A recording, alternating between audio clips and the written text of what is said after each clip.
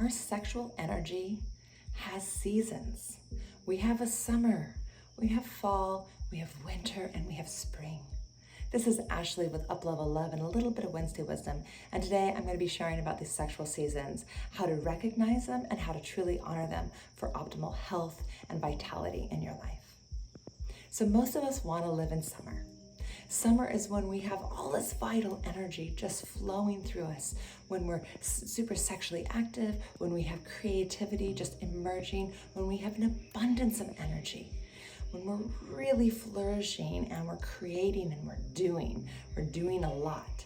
Okay, we're in this place of exploring, and whether it's business or being out in nature or attracting new friendships or really in this flow of like sexual exploration with a partner.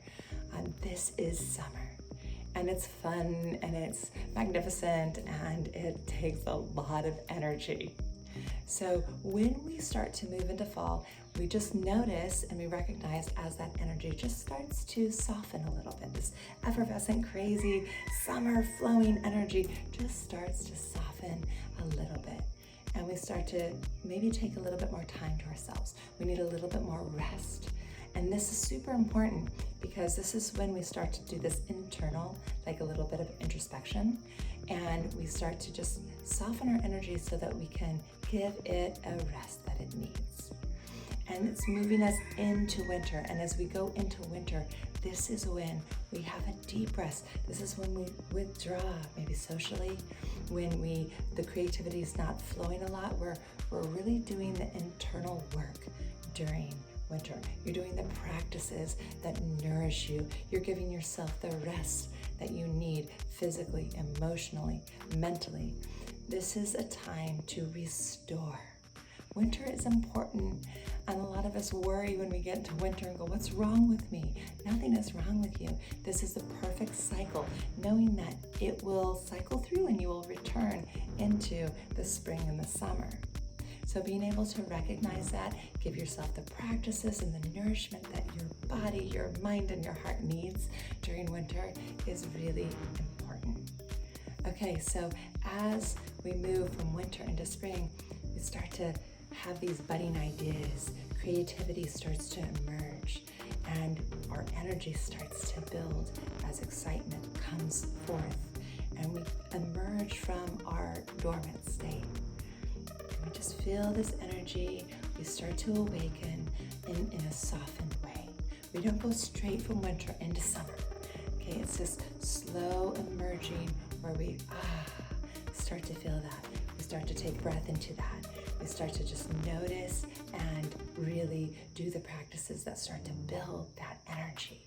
You know, that fire breath, the yoga, the activity. We just start to kind of really get back into that as we come into our spring and nourish our creativity, those ideas, those friendships, restore that sexual energy. We start to go into more playfulness, whether that's self-pleasure or with a partner or all of it.